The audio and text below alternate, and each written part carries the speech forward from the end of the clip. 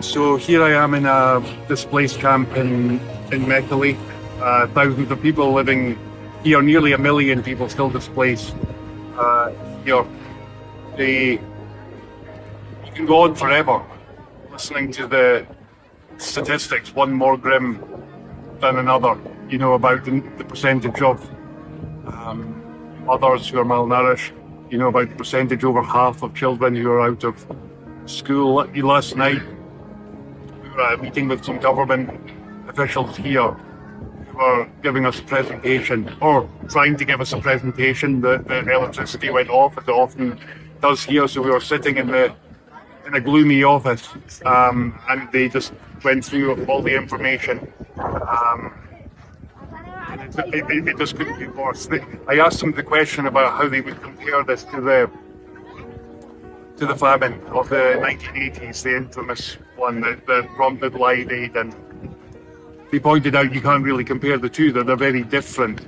And then they began to explain the differences. All the differences they explained make this one worse, because this is a whole combination of factors. It's the war that's been completely devastating. 600,000 people died, they estimate, in this war. And everything, all the infrastructure, economics of this country just completely destroyed.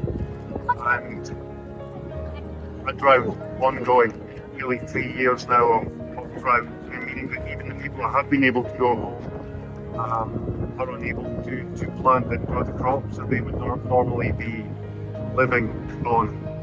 And then, I think maybe perhaps the most concerning difference of all is the fact that the world has paid no attention to this situation at all. Many more millions of people would have died in that terrible famine in the 1980s if it hadn't been for that enormous global effort. And really, it's one of my earliest memories of charity and aid, that whole thing, when I was a young teenager. And I really thought after that famine couldn't happen in this age.